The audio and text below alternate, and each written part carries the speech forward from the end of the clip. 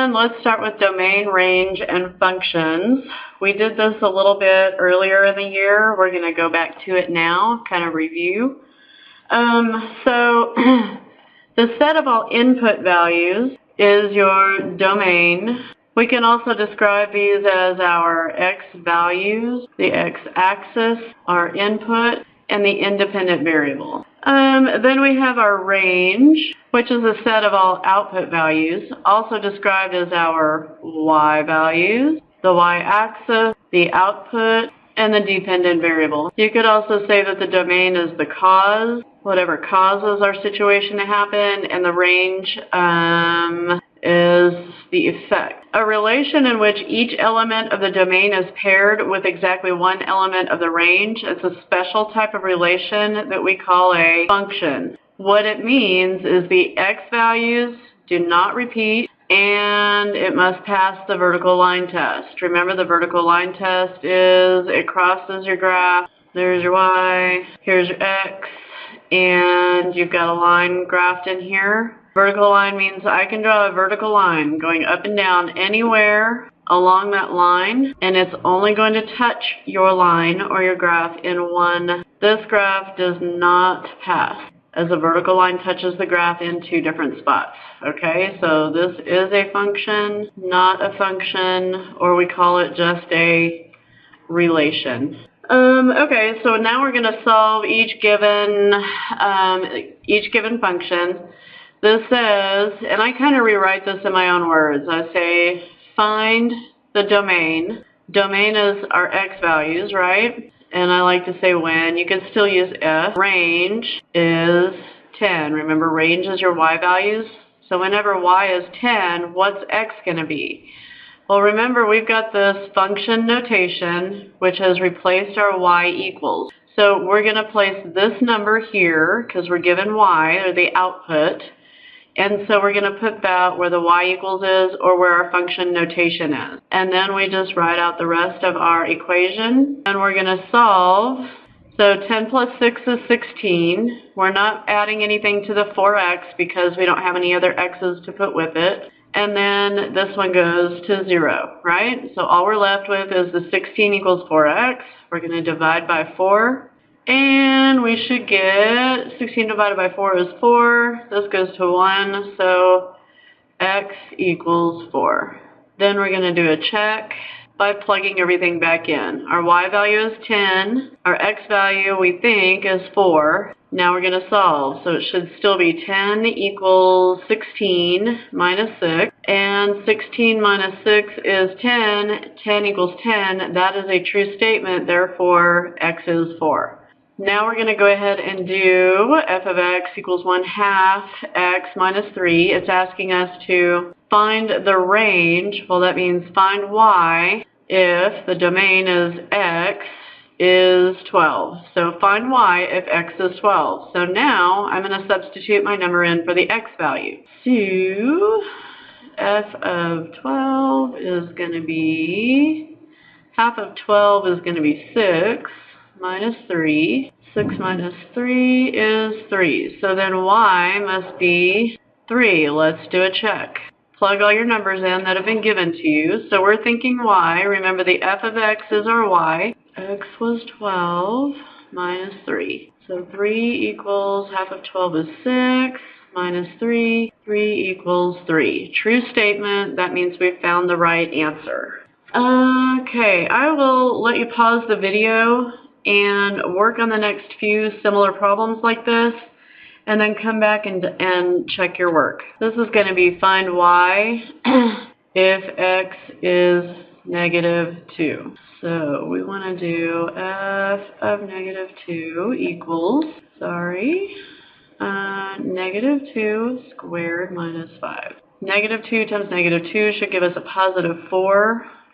Then we take 5 away from that, so we should get -1 is going to be y. So let's check our work by plugging in all of our numbers. So f of x, remember this notation is the y, so that's where we put the -1. And then we're going to substitute our -2 back into the original equation and solve and see if we get a true statement. Negative 2 times negative 2 is positive 4. We're going to take away 5 from positive 4, which does give us a negative 1. Negative 1 equals negative 1. True statement. We have the right solutions.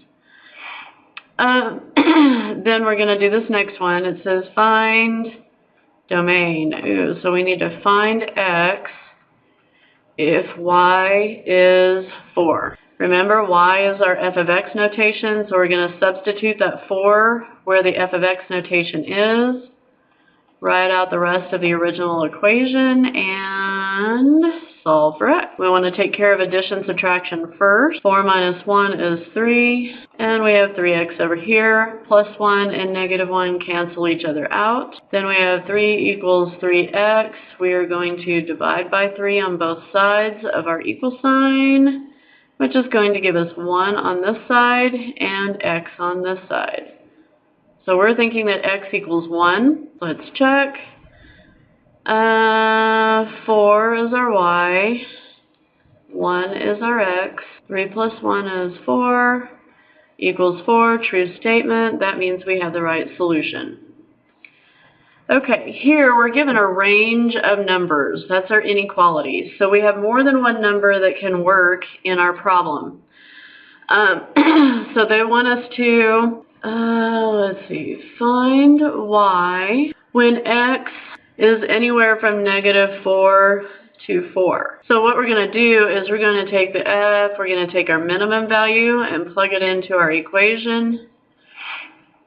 And then we're going to take our maximum value in our range that we could have and solve and find out what our y is going to be. 2 times negative 4 is negative 8 minus 1. Over here, 2 times 4 is 8 minus 1 on this side. Okay, negative 8 minus 1 gives me negative 9. 8 minus 1 gives me 7, so that's the range of my output values. So range is going to be negative 9 is less than. I'm using the same notation, inequality notation that they did. And then 7 is my higher end. There's your range.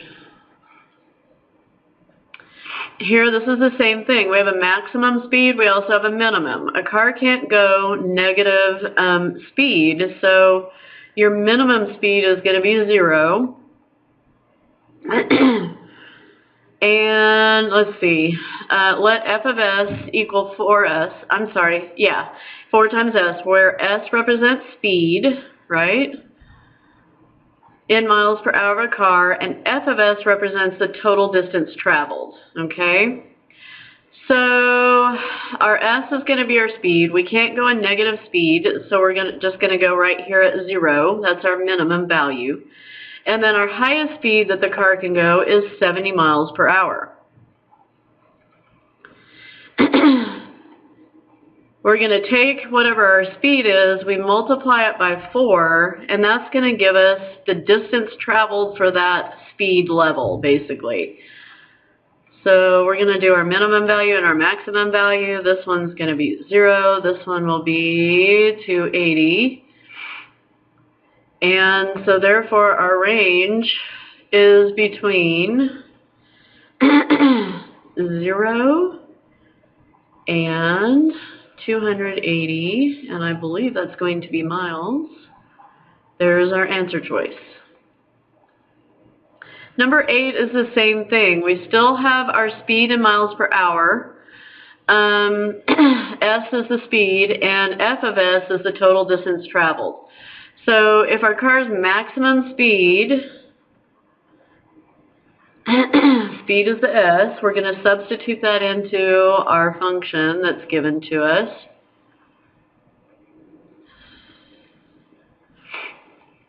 And our minimum speed is still 0. We can't go in negative speed in a car. This one's easy. We're still at 0. This one's a little bit tougher. This means I have 65, or you could do 60 2 times, which is our 120, and then we need to add 10 to that, which is going to give us 130. Then we need a half, which is like 32 and a half, which gives us 162.5. So that's our multiplication. Looks like our only answer choice that fits our range that we found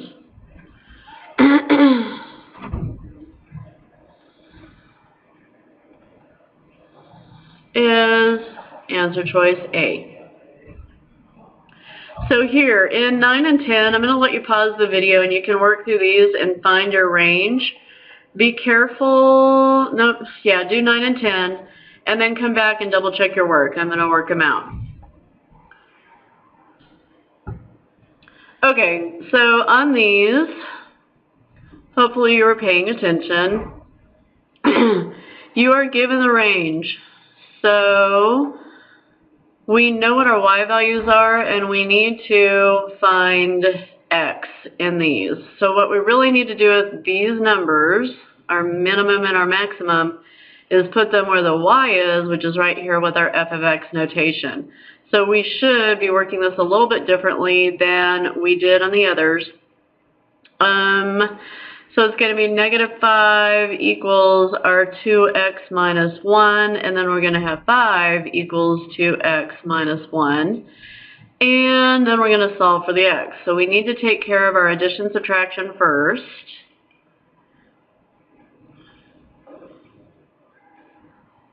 This cancels out. We're going to have our 2x on this side, and we're going to have -4 on this side. 6 on this side, the 2x drops down, and our 1's cancel out. Then we're going to divide by 2 on both sides of the equal sign. Same as on this side. And here we're going to get -2 equals x. And on this side we're going to get 3 equals x. So our domain is going to be from -2 to 3. That's your answer there. Hopefully you caught that when you did this on your own. If we're given the range or y values, find the domain or find x. I like to write it out so I can just really think about what I really need to do. So this value and this value we're going to substitute where y goes, because this is range, y values, where the f of x notation is. So we're going to take the 8 equals 3x plus 5, and we're also going to take 26 equals 3x plus 5. Take care of addition subtraction first.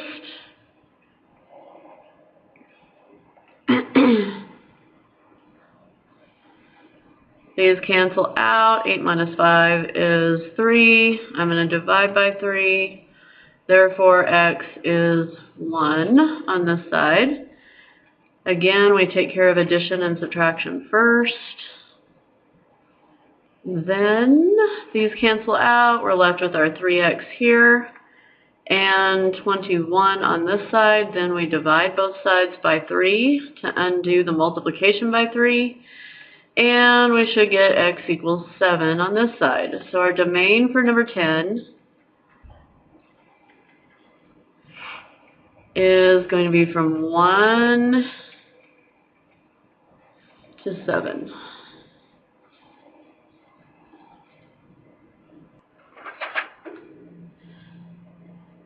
Okay, so let's move on to our campsite that charges $12 per day for the site rental and $8 for parking. The total campsite charge, C, in dollars is given by C, that's your total cost, equals 12D plus 8, where D is the number of days that the site is rented. Then we need to graph the equation. You're also going to identify the domain and range of the function, find the value f of x when the domain is 4, and what that value, tell me what that value represents, as well as find the domain if the range value is 92, and what does that value mean. So go ahead and pause the video and work through these, and then we'll work them out together. So I went ahead and just kind of made a T-chart. And I went with, well, 0 days is pretty easy to find. I put the 0 in where the D goes, and 12 times 0 is 0 plus 8. So I should be at 8 over here on 0 days, and then I'm going to look at 1 and see what that does. So 12 times 1 is 12 plus 8. Oh, probably 21. It's a little funky in there. And then we did 2. Should give me around 32. Then I put in like 3.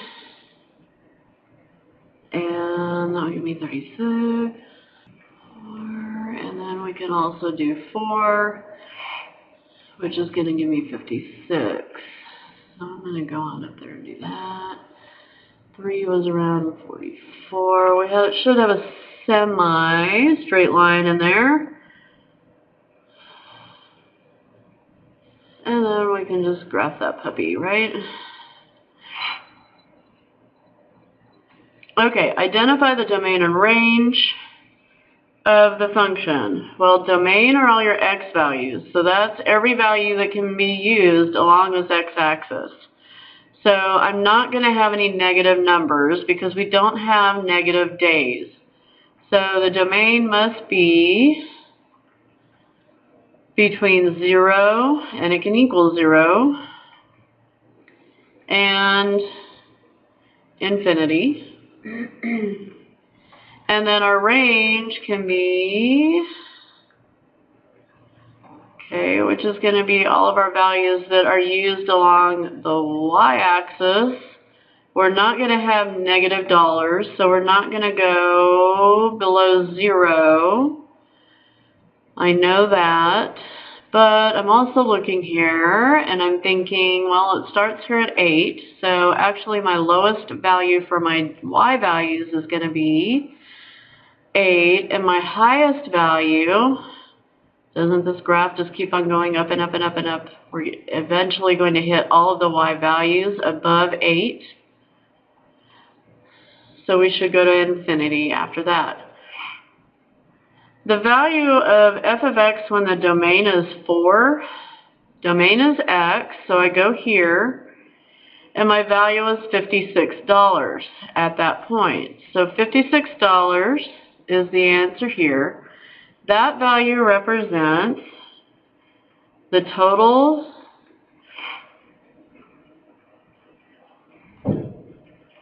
campsite charge for 4 days. Find the domain value, the x value, if y is 92. So you want to go along here to 92 and then drop over to your line and find out how many days that's going to be. Another way, I mean, just what I did is I went ahead and just used my equation since they gave it to me. This is the y value, so I'm going to put it here where my output is. That's what a y value is, output. And I'm going to solve for my number of days.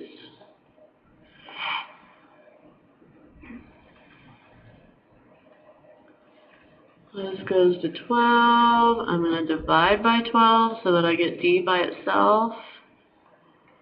And we should get 7 over here. So our domain is going to be, and that number represents that 7 days will cost $92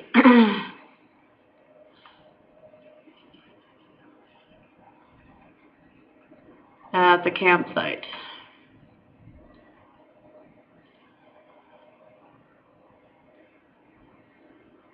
Okay, looking at graphs and finding the domain and range from our graph.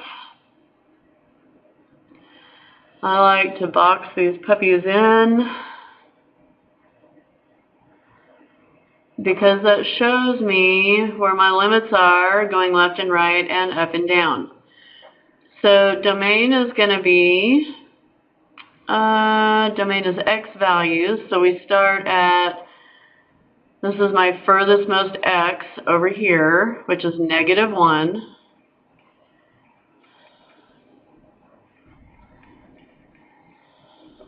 And my rightmost x is going to be 1, 2, 3, 4, 5. The range will be, and I'm using the equal to because I have the closed dot on there. Which means that those values are included in my data set, so I can use the equal to with it. Range is how high and low my y values go. This bottommost line is my lowest y value, which is also -1. And my highest y value is 1, 2, 3, the top of the box. This will be a function because it will pass wherever I draw a vertical line. It doesn't matter. That vertical line is only going to touch my graph at one point. So therefore, this is a function. It passes the v-line test. Over here, we've just got our line. So we've just got our little bitty little thing right here, and it's just this spot here. Domain. My furthest point to the left is going to be -2. I use the equal to with that because I have a closed circle over here. My uppermost point of my x value is all the way to the right, which is going to be 1, 2, 3, 4. To a +4. I'm going to use just the less than symbol because it's an open circle. Then we're going to use the range, which is how high and low our data points go, but it's just a solid line, which means y is always 4. This is a function because no matter where I draw a vertical line, that vertical line will only touch my graph in one spot. Okay, number 15, again, these kinds of things, draw a box around them. Then you can see where your rightmost and leftmost points are for domain and where your upper and lower points are for range. So we're going to have 1, 2, 3, 4, 5, 6, it looks like, and 1, 2, 3, 4, 5, 6 on this side.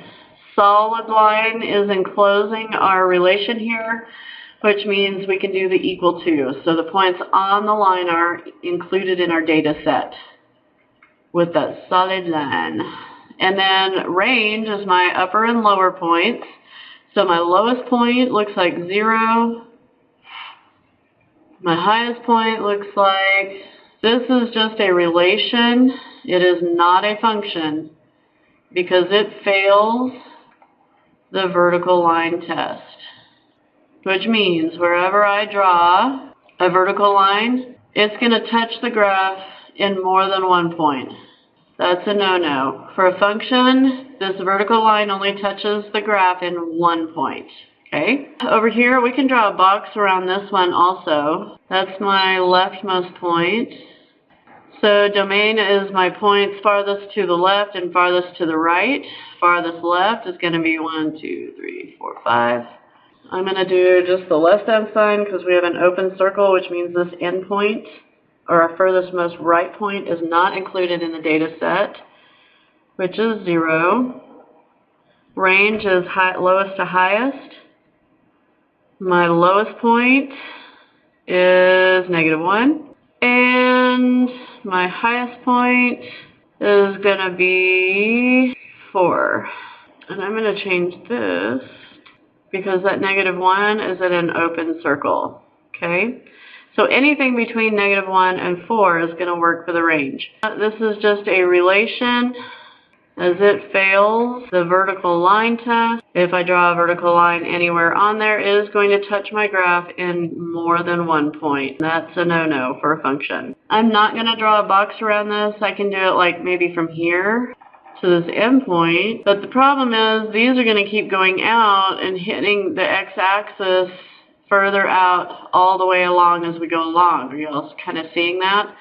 So I can't really put the sides of the box on there because the sides of the box are constantly changing, which means the leftmost point of our domain is at 0. It is included in our data set, so we use the equal sign. The upper limit of our data set is going to be infinity. We can use any number that is greater than 0. The range is going to be, remember, it's our uppermost, however high it can be, and however low. That's the sides of our box that we're having kind of an issue with. So we're never going to be able to put those sides on there. There's no boundary to the sides of the box or the y values, which means all real numbers are included in that data set. This is a relation. It is not a function because it will fail the vertical line test. No matter where I draw a vertical line, it's going to touch this graph in more than one spot. Over here, we have our horizontal line. So if we were going to draw a box around this, are we going to be able to put the sides on it? No, because this line is going to continue up and down forever and ever and ever. Up and down is our range,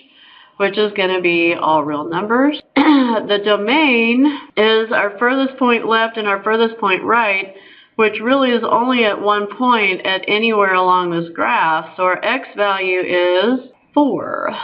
So the domain is simply just 4. Sorry, this is a relation only. It is not a function because it will also fail the vertical line test. Again, I can't really draw a top and a bottom because this line's going to keep getting further and further away. So our highest and lowest point is just going to be all real numbers for our range. Domain, if I drew a box around this, my left and my rightmost points are also going to keep moving outward because this line keeps going along, right? So no matter what, the sides of the box are constantly changing. And they can be any one of these values in there. So again, here our domain is all real numbers. This is a function. As it passes the vertical line test, no matter where I draw a line on here, it's only going to touch in one spot. Okay? I can draw a box around here because I have endpoints, which means my data stops right there. So there are my boundaries for my box. I have a boundary on all sides, so I must have a boundary in my domain and range. Domain is left to right, so my leftmost point is 1, 2, 3, 4, 5. It can equal 5 because I've got the closed dot, which means that point is included in my data set. I'm going to do the same thing for the rightmost point because that closed circle means that point is included in my data set, which is at +5. Then my range is my furthest lowest, my lowest point, and my highest point. So my lowest point is and all the way up to 8. I'm using the equal sign with my inequality because of these closed circles. That means those points are included within my data set. My uppermost point, this is a solid line, not a dashed line, which means those points are included in our data set. This is a function as it will pass the vertical line test. No matter where I draw a vertical line, it's going to touch that graph in only one spot. And we have Tara's car that travels about 25 miles on a gallon of gas. We need to write an equation for this. We have our 25 miles for every gallon of gas gives us our total distance traveled. If she has between 10 and 12 gallons, remember the x or the domain equals gallons, right? What are we going to get for our range? Well, this is gallons, so we should put these numbers in and get our range. So our domain is limited to between 10 and 12 gallons. And then our range is going to be whatever we get out when we input these two numbers. So we need to find out what y is going to be when I put 10 in here, and we need to find out what y will be when I put 12 in here. Well, if you do the math, this should be 250. And this should be around 300. So our range is going to be between 250 miles and 300 miles is how far she can travel when she has between 10 and 12 gallons of gas in her car. Okay, now you get to work on the worksheet practice. The key is in my black binder. I'll try and get QR codes put up on the board or somewhere in the room where you guys can just scan it and get your answers from that. So you're working on completing the domain and range worksheet. If you get done with that before the class is over, then you need to go ahead and work on the review sheets that are in the front of the room. Again, the answer keys are in my black binder, or I will attempt to make the QR codes before I leave and put them up somewhere in the room, probably on the front board, hopefully. So get those done, and I will see you in another day.